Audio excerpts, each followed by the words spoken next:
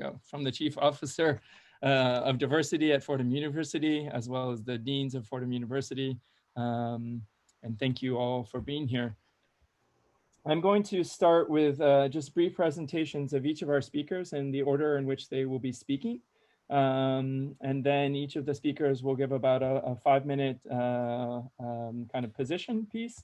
Then the speakers will kind of reflect and ask questions to each other, and then we will be moving to questions from particularly from the students, but from everyone else who's participating in the event today. And thank you for coming. We have a fantastic crowd. I think we're going to have upward almost 300 participants today. So the title of our talk today is Representations of Anti-Blackness and White Supremacy in Languages.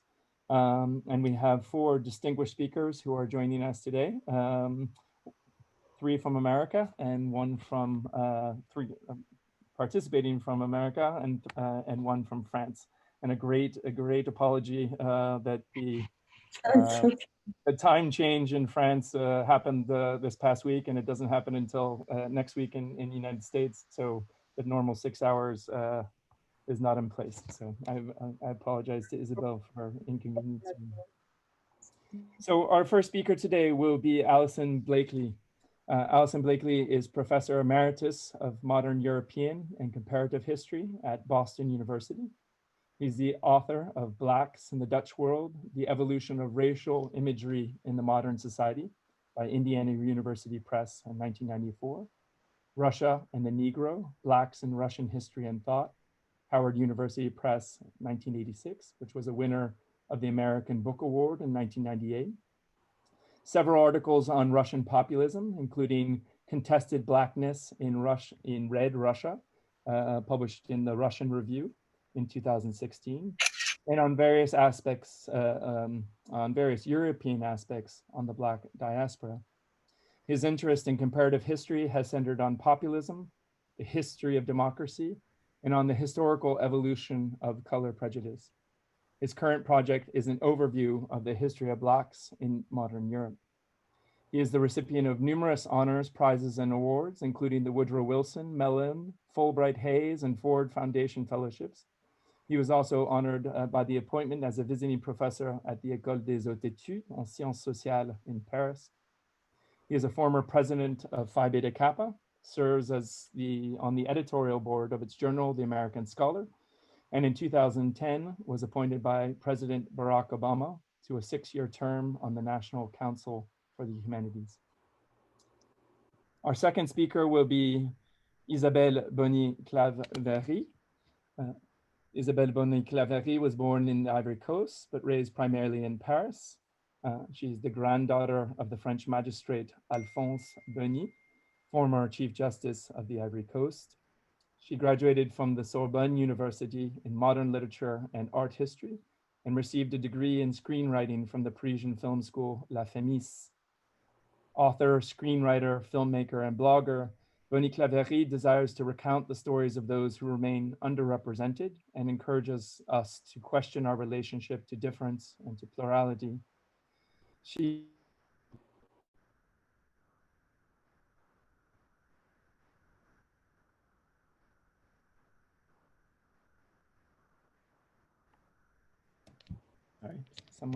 someone muted me. She was the author at 17 years old of La Grande Dévoreuse, Ville d'Exil, Édition Le Monde, La Découverte in 2000. A columnist and she is a columnist for the Huffington Post and Nouvel Observateur, where she writes on Blackness in France, diversity and inclusion, and is writer-director of multiple films. In 2015, she wrote and directed the documentary film Trop Noire pour être française, Too Black to be French, a film that we teach every semester in our French 2600 course.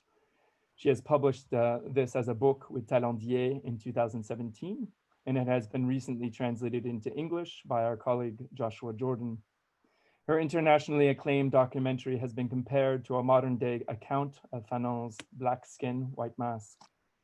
She has won numerous awards for her artistic interventions, including the Jury Award of the Festival of Provence, Terre de Cinéma, People's Award of the Amiens House of Arrest, Feminine Interpretation Award at the International Short Film Festival of Abidjan, and special mention at the Festival du Cinéma Africain d'Asie et d'Amérique latine, and special mention by Cygnus Ecumenic Award for her short film Pour la Nuit, or For the Night, 2004. Our third speaker will be Avishai Mcconan. Avishai Mcconan is an Ethiopian Jewish filmmaker and photographer whose work includes the award-winning documentary video Flower, screened widely at international film festivals and broadcast prime time on Israel's Premier Network. He has directed and written Generations of a Family, Anchor, and Hot House. He also produced the internationally acclaimed documentary Menelik, was the assistant director of Caravan 841, and held the lead role in Laya Biadis. He has done extensive work on dramatic, documentary, and news programs in Israel and America.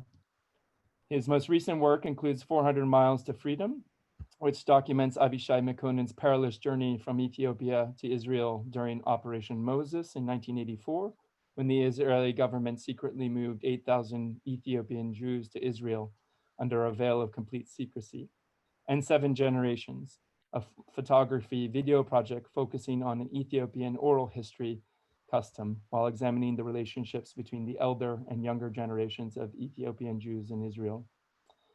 His current project is a new movie called Heroes, which is the story of Ethiopian Jewish heroes who risked their lives to help lead their community to the Holy Land. In addition to the multiple awards for his films and their representation at film festivals around the world, he is the recipient of the 6 Point Fellowships, a partnership of J-Dub Records, Abuda Arts, and the Foundation for Jewish Culture. Our final speaker will be Tanya Hernandez.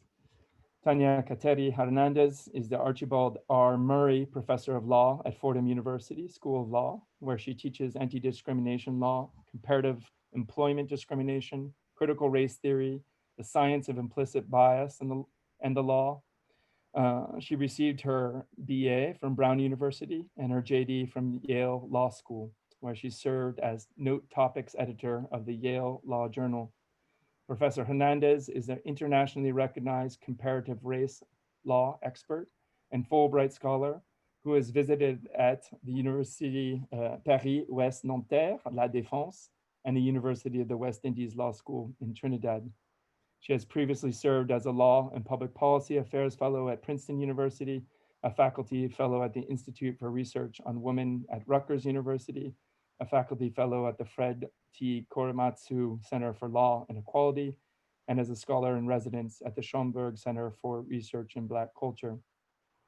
Professor Hernandez's scholarly interest is in the study of comparative race relations and anti-discrimination law, and her work in that area has been published in numerous university law reviews like Cornell, Harvard, NYU, UC Berkeley, Yale, and in news outlets like the New York Times.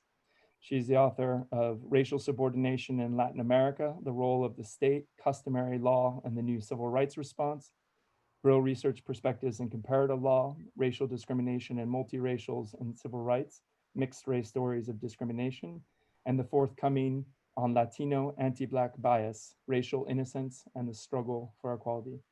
We are extremely honored to have these guests with us today, and I'm going to turn the spotlight over to Allison Blakely.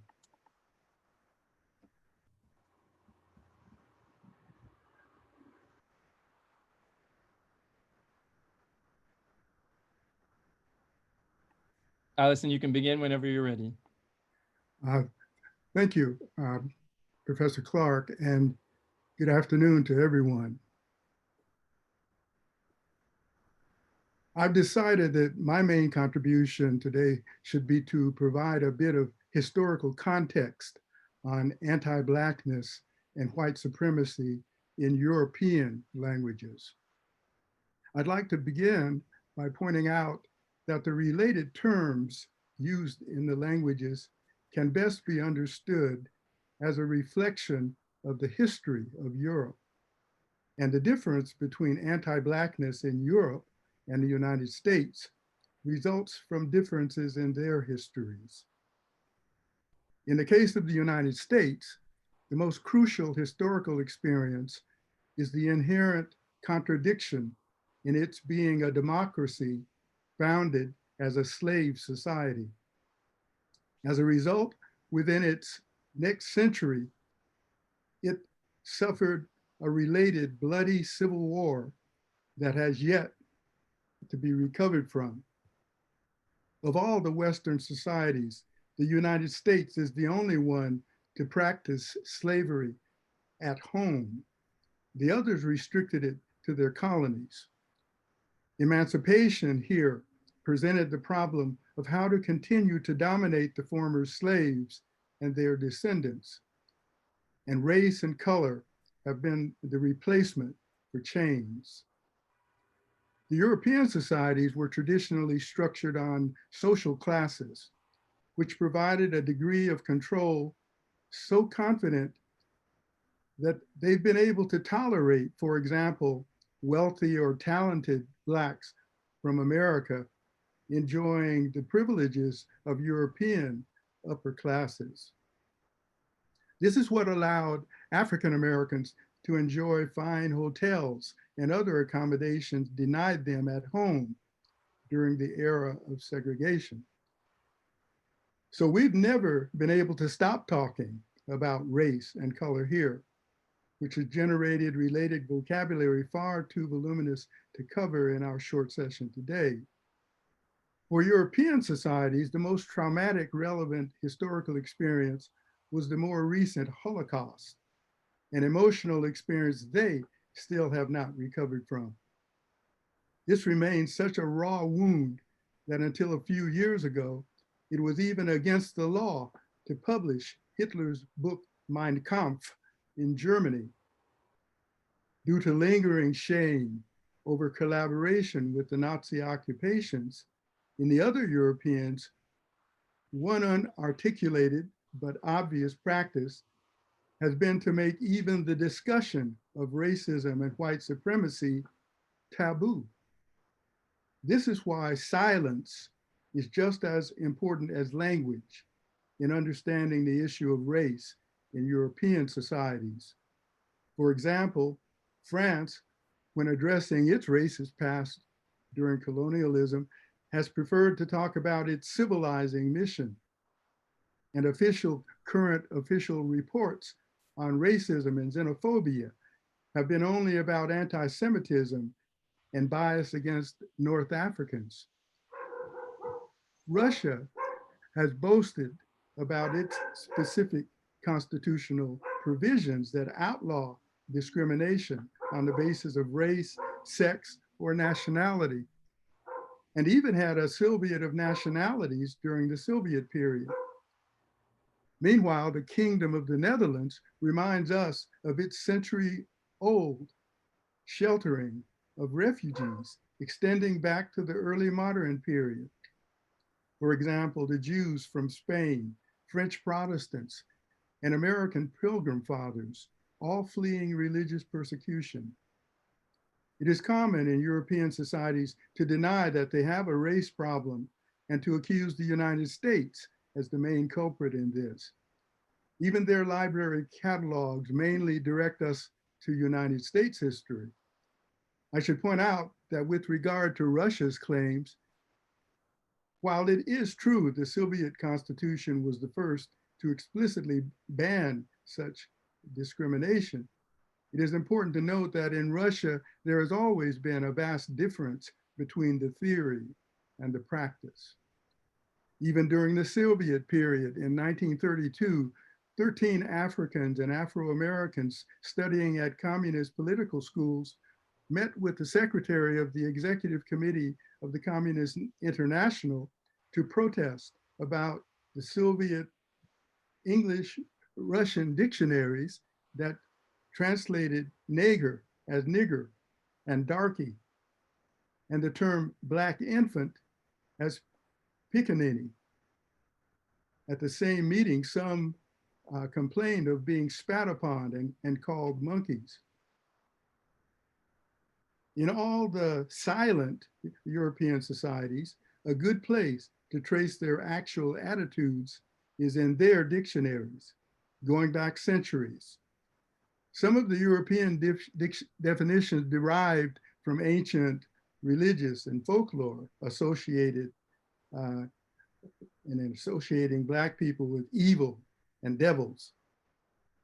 And some drew upon revered modern European philosophers, such as Immanuel Kant, who in one of his works said that Black Africans have no feelings or mental capacities that rise above the level of apes. With respect to the question of white supremacy, it is Eastern Europe and Russia where it has shown its rawest form. The reason such groups are most visible in Eastern Europe is that the most authoritarian governments are there. And such governments welcome movements supporting extreme nationalism, although at times they have even challenged the governments that view them as patriotic organizations. Though there are also related political parties in Western Europe, recent decades have seen tens of thousands of neo-Nazis and skinheads active further east. This has made it at times dangerous, especially for Black males, to go out in public alone, particularly on occasions that white supremacists celebrate, such as Adolf Hitler's birthday. Finally, one notable recent development regarding white supremacy in Europe that's worth watching is a possible adjustment now taking place in the hierarchical status of racial and cultural groups. In some countries, there seems to be a rather sudden, comparatively warmer embrace of Blacks in Europe in the wake of turmoil with Muslims in the recent massive wave of immigration.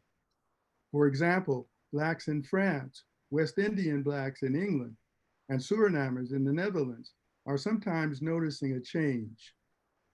But are they now more respected or just considered harmless and less threatening because of their having been shaped by European religion and language, and because of their limited economic and political power in Europe? There also seems a danger that as they become less visible, pressing needs in Black communities will be given less attention. Thank you for your attention. Thank you, Professor Blakely. Very fascinating. We will pass the baton to Isabelle Bonny-Claverie. Let me just see if I can put you on spotlight there. All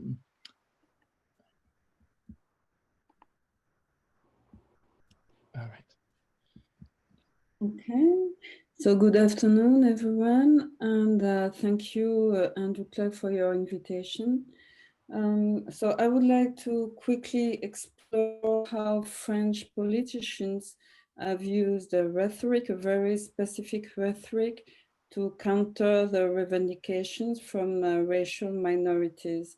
It is very striking to see that though on one hand, there's no name, there's no word to name us. For instance, me as a Black French or an African French, there's no word to define who I am, but there is a very rich vocabulary used by politicians from the left wing to the right wing to counter our revendications. And we can sum them up with three words: victimization, communitarism, and repentance. For those who are not familiar with the French context, you need to know that in France, we are supposed to be colorblind. So race should not exist and should not be a significant fact. And all identities, all social groups should merge or meld together into the Republic, the French Republic, that is supposed to unify us all. So every time that you have a racial ethnical minority trying to point inequalities experienced, let's say, by Black people as a result of the colonial politics, as a result of slavery, especially in the West Indies, where slavery was institutionalized. Politicians would say that you victimizing yourself, and they will ask you to stop victimizing yourself, which is a way to say that they have no responsibility for what happened in the past and should not be accountant of what happened. And of course, it's a way to block all the demands of reparations. And then you have communitarism, which is like a swear word in France. And it came to the point that even naming us as Black people was very difficult.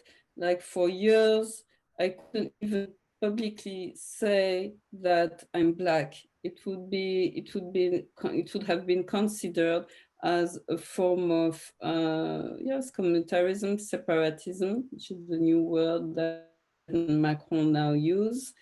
And so, of course, to me, I understand it as a way to prevent any type of political organization based on race or based on an ethnical group or religious group, and this is extremely strong in the French and even among the French society, and so it's that's why I guess in France you don't have any strong Black or Arabic political leader. It's because you have no possibility to publicly express yourself and in the political field as a Black person, because you're supposed always to represent the Republic. The Republic has no color, which means some way that it's white, is white. And, but though, despite this, thanks to a new generation of scholars, a new generation of anti-racist activists coming from racial minorities, and also thanks to maybe films like mine that were quite new at the time, you have now a new, let's say, decolonial perspective, that's how it's called in France, perspective on race that is slowly spreading through society and especially in the media. And because this is seen as a new threat by politicians, I've noted that last spring, in the wake of George Floyd's murder, some anti-racist protests started in France, and President Macron, in his speech, said, okay, the Republic will not allow any form of separatism. So that's how he addressed the demands of the youth, because it was mainly young people asking for more representation, for more equality, for less racism. And he addressed it by talking about separatism. And very recently in September, he made a speech about what the French Republic is, and he developed the concept of separatism. And it appears that this concept has been specifically forged to design Muslims in France and Arabic people in France. And because, okay, in France we have what we call secularism, separation between state and religion. And Islam is not only because of the terrorist attacks even before that, because people from North Africa are the largest racial minority, and there are most of them are Muslim or from Muslim culture. Islam is seen as the biggest threat to the French Republic, to the French society. And so now separatism is a way to say that if you affirm your religion a certain way, in a certain way, you will separate yourself from the Republic. So it's like being like an enemy from inside. And this is very questioning to me, because we see that the hate against Muslim people is so deep in France that this kind of discourse on unleash racism through the society. And then the third word that is used by all politicians is repentance. It means that every time as a racial minority, you have a revendication, you ask to the government to be accountant of what happened, to address specific kind of inequalities. The response will be, okay, we agree that there's some kind of discriminations, we agree that there's some kind of racism, but the Republic, but France will not be repentant. We won't have any kind of self-hatred. And this is what and it's very striking, because it has been said by presidents from socialist presidents, it has been said by someone like Sarkozy, who's from the right wing, and it's always the same words: repentance, self-hatred.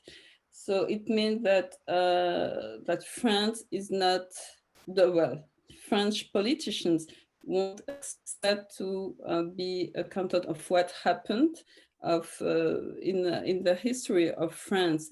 And to me, it's a very masculine, it's a very viral vision of what France should be. Refusing to challenge oneself, refusing to admit our own mistakes. And also, it's a way to defend a certain conception of France. And when you have such a consensus, it means to me that something higher than only something political, something higher than this is defending. And what is it? And to me, it's this very rooted conception of Frenchness that was once defined by General de Gaulle, most preeminent French leader in the history, who said that in his memories, he said that French, we are above all a white European country with a Greek culture and a Christian religion. And I believe that this is what the vast majority of French people believe.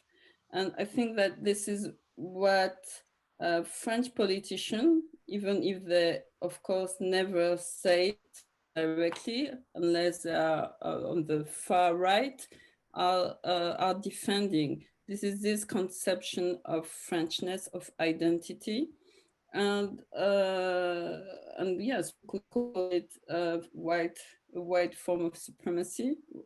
And the counterpart of it is that what it is asked to racial minorities, and even though the word is never used, is to assimilate themselves. And this is a doctrine that was developed at the beginning of the 20th century during colonization, mean that France wanted to assimilate the people it colonized, Asian, Arabs, Africans, but they soon realized that we were too many people. That was too many people, that they couldn't assimilate us all, or they will dissolve this very specific European French identity. So they decided that only a few number of the, let's say, the best elements from the colonies should be assimilated and into Frenchness. And I believe this is what is still asked to us. So it means that it's not possible right now in France. It's still not possible to fully exist culturally, religiously, politically as a racial minority, because you always have to separate yourself from a part of who you are to assimilate into this very strict definition of identity. Thank you so much, Isabelle Boni-Claverie. We will now move to Avishai Mcconan. And let me just switch the spotlight here. All right, thank you. Good afternoon. Thank you, everyone. Thank you for the university for having me be part of this event. I really want to talk about my own experience as a child who was a refugee, or as a child as an immigrant for a different country. I have no idea my color of skin, it will affect my future life when I was left Ethiopia and as a child at 10 years old. When we end up in 1984 in a refugee camp in Sudan, it was the life changing as a part of my life. And then seeing my family, how we have no idea we can have the difficulty to become who we are as a refugee. We didn't have the right and even the language to express our life and identity. We have known nothing how to express that. How we been beat up by the police because of we are looking different. As a refugee, we don't have rights to talk or to speak. Or to survive the death and the starvation. The only things who makes me, until this day, is my father and my parents, how they fight the racism and to speak out and to have the voice to go out to get some food and then just get beat up by that. And they never have the fear to speak out and to fight our racism. But I just want to talk also after that, we reach out to Israel. That was our mission to get our freedom. We left Ethiopia because the civil war and then the existence of religions as a Jewish wasn't easy to survive. It was indifferent. It was indifferent also. We didn't have we have the life in different life as a Jewish, but and the racism we face, it just built up later on. We didn't know that we're gonna have the racism because of skin of color, anti-blackness. It was in different way, always we face it, anti-religions, which is also we have to express ourselves who we are, how we become Jewish, and all that journey of expressing ourselves. It was very hard for me to survive in Israel, but again, the circle was in the circle of my parents, who as a Jewish stand up and fight the religions and to have equal quality. But I want to say, in my own experience of surviving in Ethiopia and Israel, it wasn't easy to fight the racism, because also you have to learn the language. I didn't have the language of my own because I left very young. I didn't have the language in Amharic, Ethiopian language.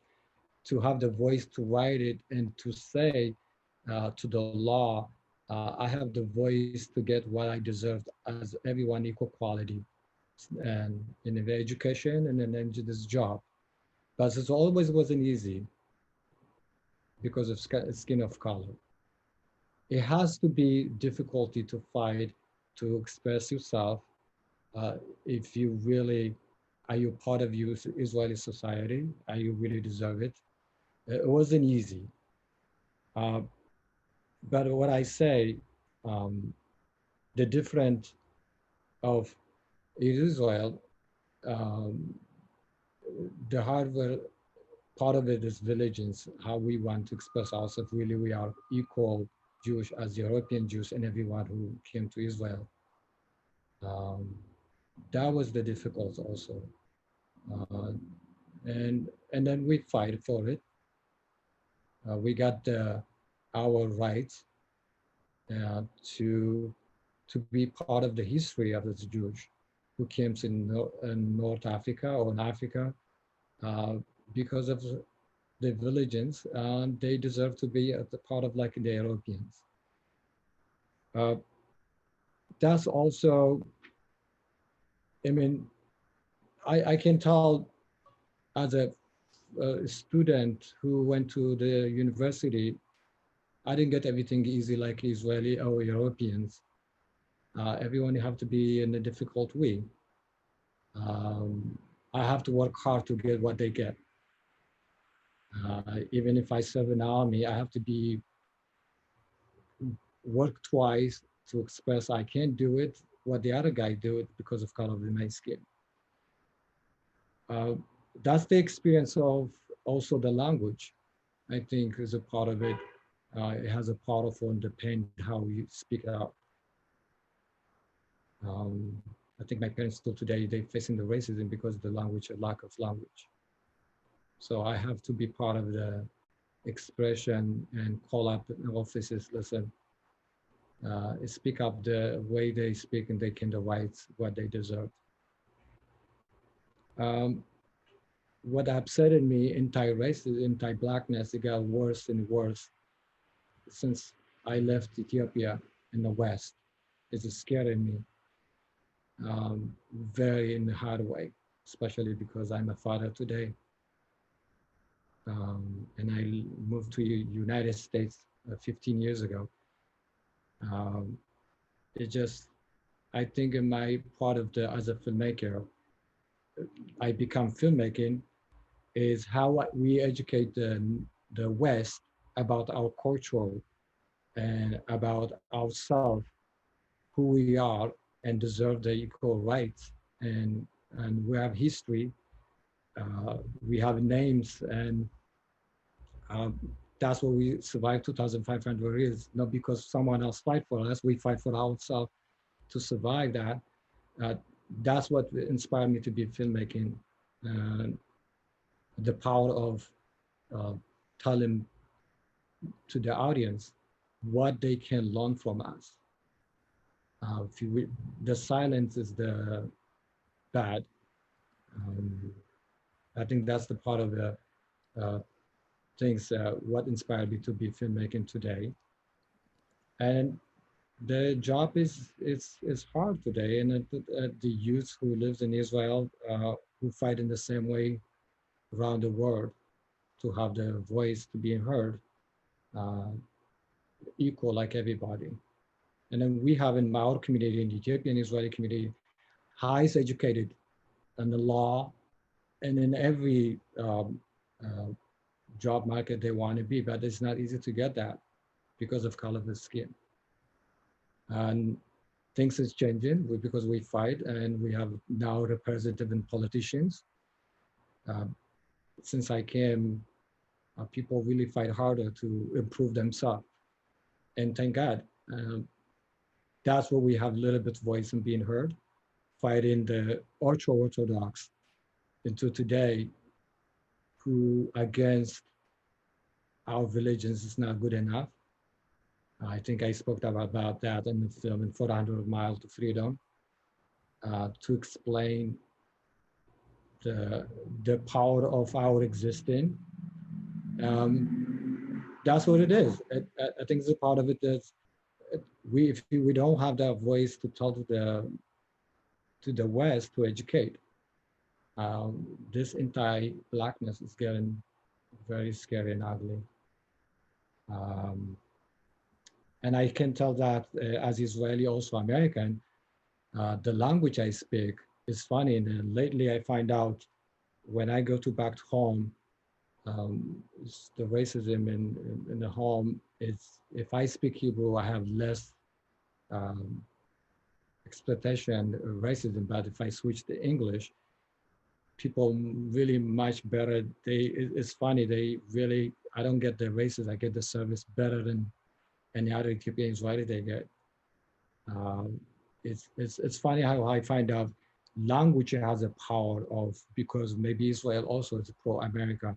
When I speak English, it's they think they are not part of the Israeli society, maybe someone not Ethiopian. And the other thing what makes us special there is our home. We are part of Israel, and we want to change the law to educate, and people, they have to stop saying, you have to say thank you because we brought you. And it's, that's the problem. A lot of people, they think we saved by Israel, and then that's not true. We saved ourselves, like the Europeans, North America, North Africa, Moroccans. They saved themselves to go to Israel because of civil war. Israel being part of the airlift is a part of the Israel mission as a Jewish nation to save Jews. That's the problem with the stories and being told by our own point of view. We never told our history.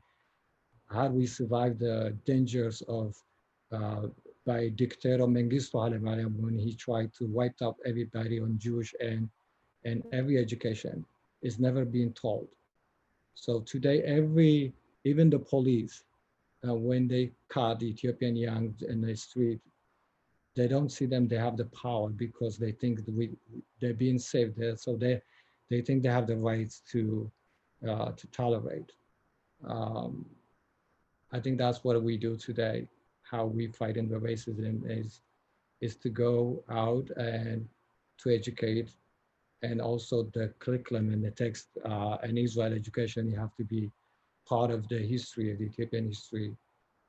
People, they can really maybe less violence. Thank you. Thank you, Avishai. And our final speaker will be Tanya Hernandez. And let me just find you, Tanya, and so I can put the spotlight on you. What happened to Tanya?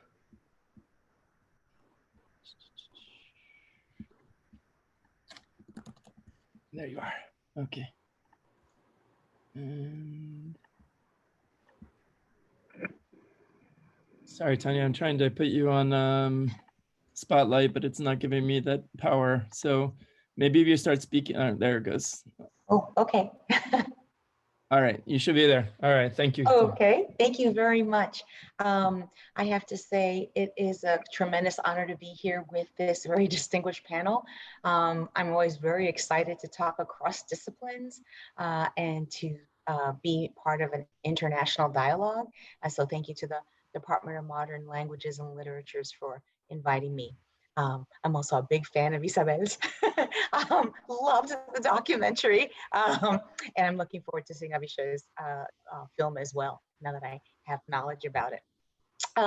So I'm here to interject the Latin American perspective, and what is, so fascinating is how very little different there is to say. You heard Professor Bakley, you heard Isabel, you heard Avishai. I could say the same thing in Spanish and it would be about Latin America. And so I'm very grateful for the way in which Dr. Blakely situated the importance of not just language, but silence as a power dynamic and a frame that both inhibits and makes difficult the ability to reveal discrimination and racism, and also to organize against it. So let me tell you a little bit about Latin America in 2 seconds or less.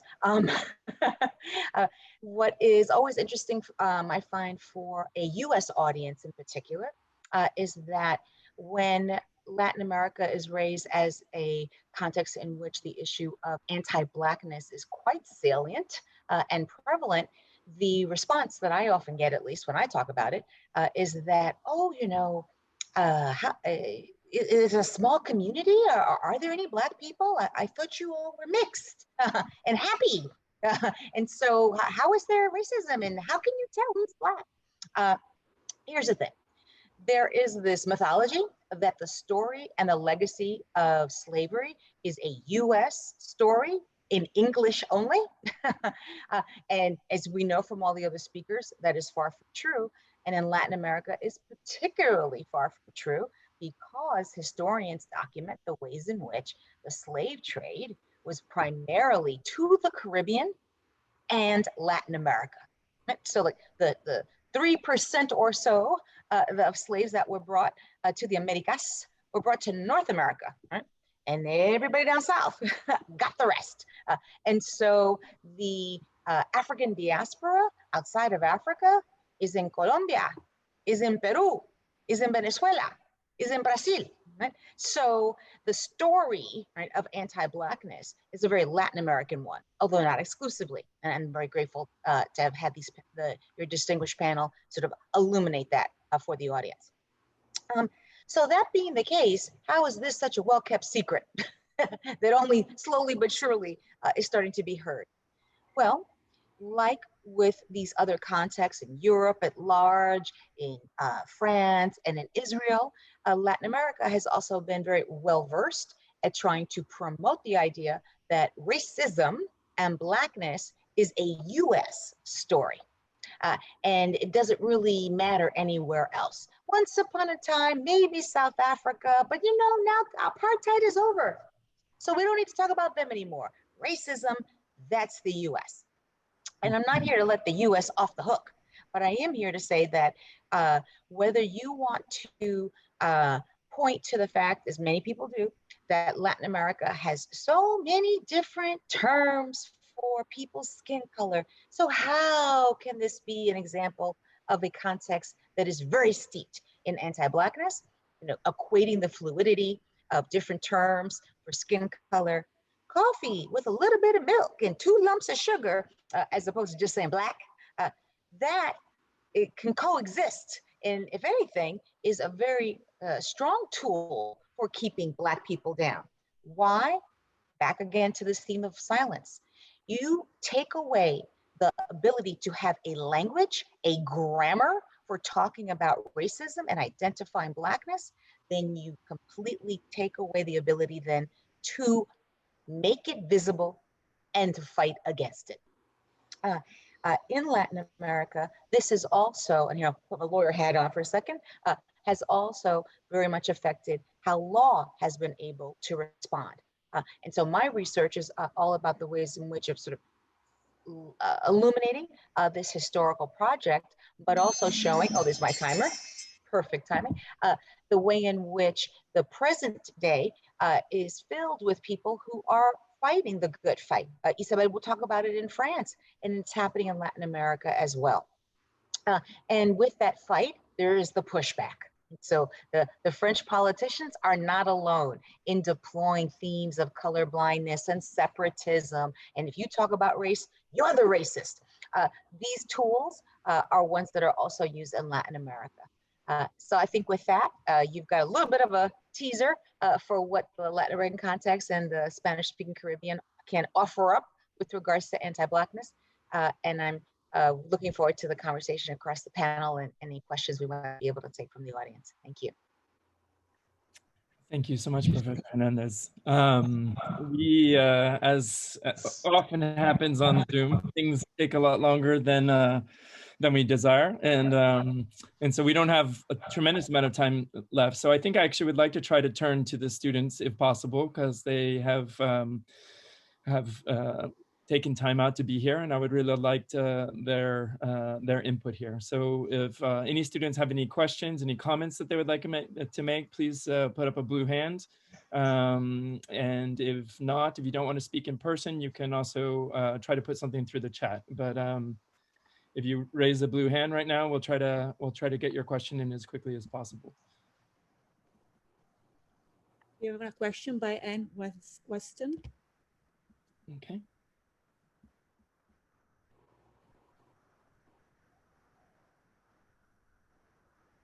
And Alessia, can you make it so Anne can ask the question? Hi, yeah. I wanted to ask, one thing I noticed was missing is like an Asian perspective of anti-Blackness. So I was just kind of wondering about that and if that was something like any of you could discuss.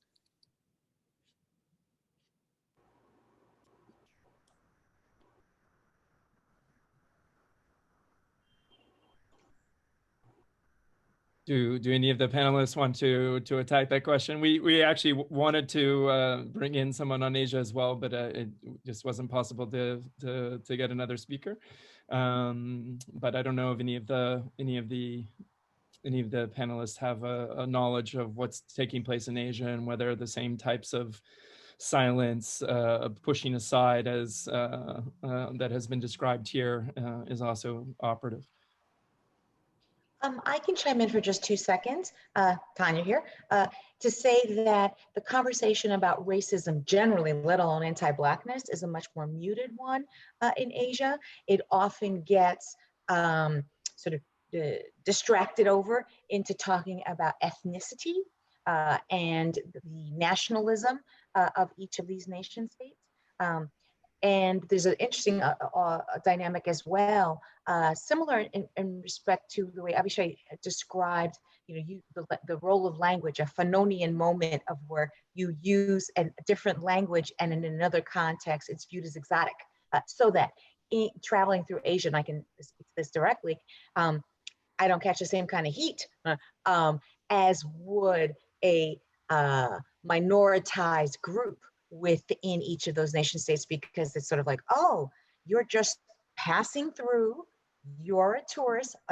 That means you have some money to be able to be here, you're speaking in English, okay, not so bad, not such a bad Black. And so courtesy is extended towards me. Let me try to settle down and marry somebody native, I think we'd be looking at a very different kind of situation. And there are other scholars who do that work. Throw search terms into Google Scholar, you will find a rich literature. Thank you, Anne. Can I be heard? Of course. I don't know how to raise my hand. I apologize. You can just, if you raise it, we'll make sure you can speak. The reason I've been quiet about this is that most of my knowledge is anecdotal, but I have for decades now followed developments in China in particular, and to some extent in Japan. And I can tell you without hesitation that there are very similar problems in those countries as well. And needless to say, in India, with the millennia of the caste system, you know that there's some common patterns. But with respect to China, what I've noticed in recent years is a growing number of Africans who have gone to China, and some have prospered in China, but predictably, if you just Google Africans in Asia and Africans in China, you will get more links than you want about racism and other kinds of public reaction to their presence. And you'll also get positive accounts from some Africans about their experiences. So we're really talking about a universal problem. It just has different shades in different settings. Thank you, Anne. We have a question from the chat, and it's from Prabhur Kaur, and I apologize if I mispronounce your name. My question is to the filmmakers. I'm curious as to know how you have used media as a tool to educate your audience on anti-Blackness and to start a necessary dialogue.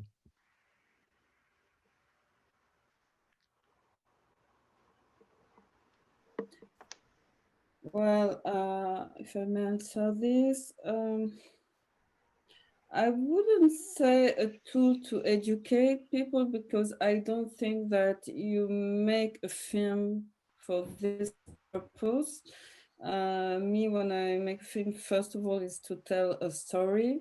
And I wanted to tell a story from my point of view and try through the film I made to answer the very questions I had myself and couldn't find any answer, because this was not talked about. And there was a big silence, as was said before. And I had the chance that for some reasons, I can't really explain why, it was easy to make, it was easily produced, and it was broadcasted on main channel in France. And after my film aired, I realized that it was probably the first time in France that a Black filmmaker was addressing these issues on a big broadcast, and people, Black people, really linked to the film and felt that for one, their story was told from their own point of view. But it really shows from how late we are, because I made this film 5 years ago, and it was shown again during a lockdown, so during last spring, and the reactions were, and people were saying, okay, it's still so accurate. So it shows how difficult it is to make changes, to really change the society when it comes to Blackness. Right. I would love to add a little bit if I can. Sure, go ahead. And I really, I have the example, Isabel, what you said. Really, the voice of Blackness, and as a filmmaker, it's not just to educate, it's just telling your own voice to express to people to understand you. Especially today in Israel, the media is white. It's no any diverse. Particularly we're talking about news or theaters, is about white. It's about, we have to have that, the diversity to our own children also to be similar. And any Black kids, they need to have the role model in the media, on the story, on the news, or actors. It's a very part of the, as in my own filmmaking, today maybe is a lot of the filmmakers, Ethiopian Israelis. Back then, it was very hard even to get the audience to speak. Is somewhere when we came to Israel, always someone spoke for us to tell how we came, how we survived. We have never told in our voice who we are and how we survive. And I think this is part of the expression of also in the policing. We need to tell in our own voice to fight to explain about ourselves. That's a really a good point. What Elizabeth she said. Thank you. So we have more blue hand. Oh, sorry. Did you go ahead, Alicia? Go ahead. We have one more blue hand. It's Braulio Mourão. Sorry if the name is mispronounced. I just asked you to unmute, and you should do.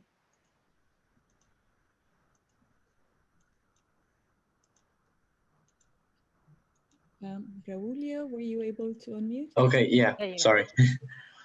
So Professor Hernandez, I thought You kind of opened my mind, like you kind of blew my mind a bit, because I'm an international student. I'm from Lima, Peru.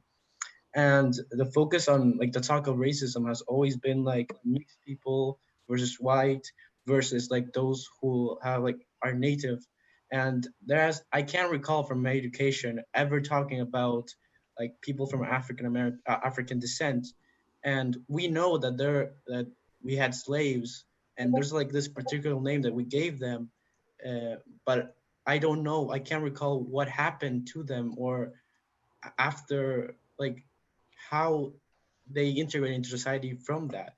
And I know that there's an African Peruvian group, but we don't talk about racism at all regarding those people. So it's a really interesting point of view. And thank you, Professor Hernandez.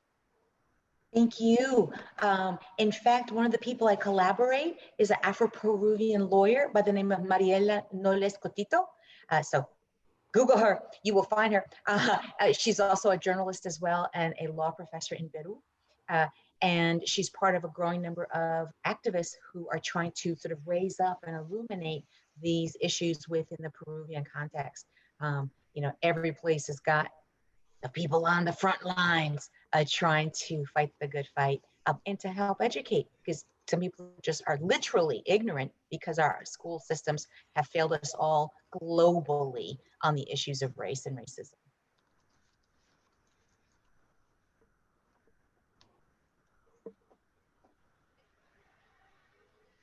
Thank you. We have one more student requesting a question. This will be Patrick Sweeney. Are you there? Yes, hello, thank you. There you go. My question was if any of the panelists have practical recommendations for Fordham students to combat anti-Blackness.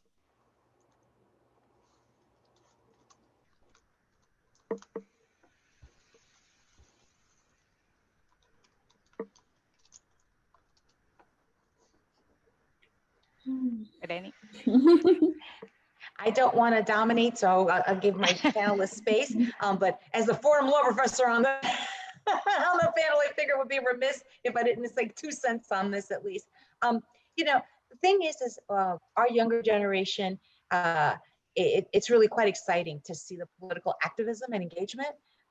And what I would like very much is to not lose this moment that the nation state is somewhat focused on George Floyd and others, although poor George Floyd was, you know, one of many, many, many, many victims of anti-Blackness. And so what I hope that you will do, regardless of what happens at the end of the tally of our election, is that we keep at it, right? Because the typical backlash, and we can see this from a comparative perspective across all these various jurisdictions. There's like a little moment sometimes where some talk can happen about Blackness, and then the immediate backlash is, okay, we've talked about this enough. Right? The 2 minutes we've spent on it, oh my God, what are we gonna talk about this forever? And so what we need is for the young people to not lose sight of how important it is to continue to examine all of this and to try to combat it. It's the fatigue, it's the discomfort that often has people take their eyes off the ball. And so we need you to hold all the rest of us accountable.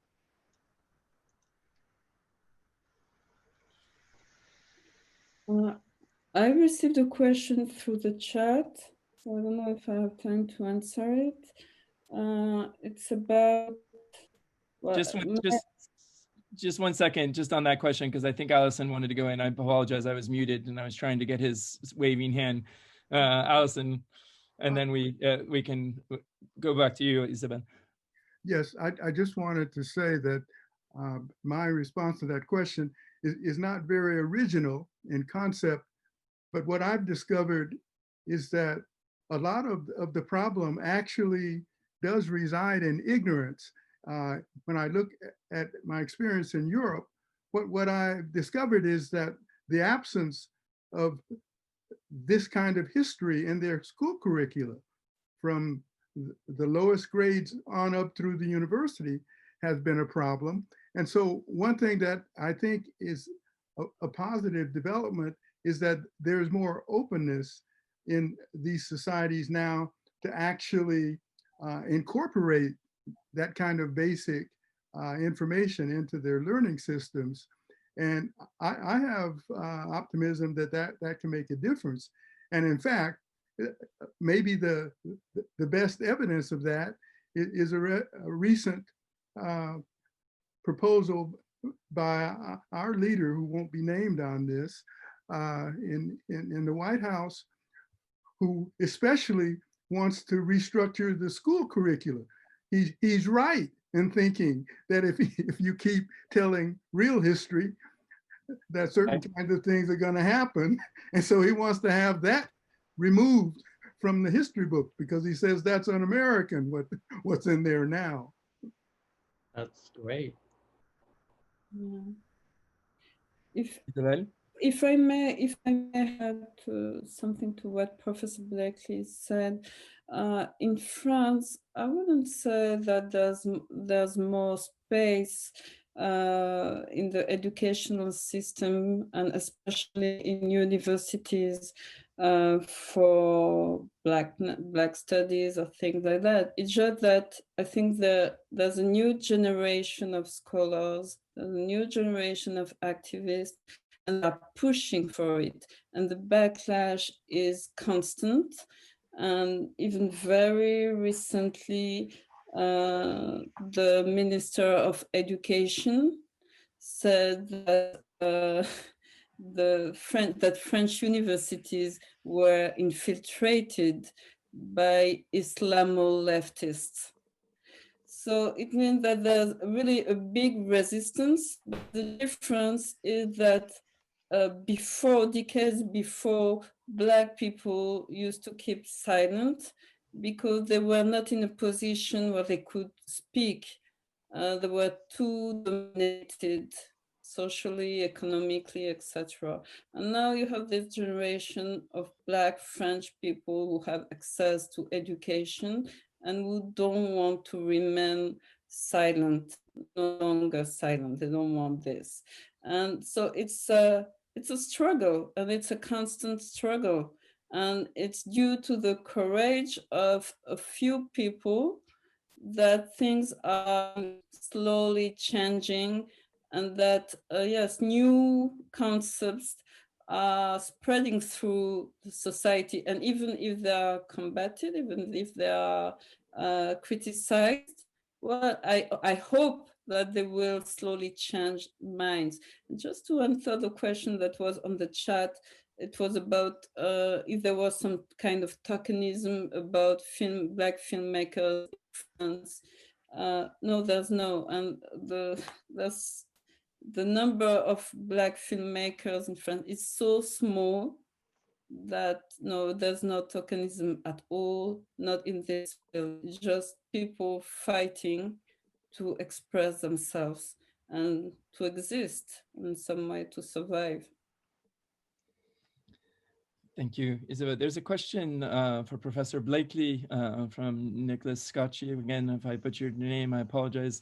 You mentioned instances of anti-Black racism in the Soviet Russia and within Russian language and politics. One theme of Soviet propaganda during the Cold War was to utilize the United States issues regarding racism and segregation to show the superiority of the Soviet Union.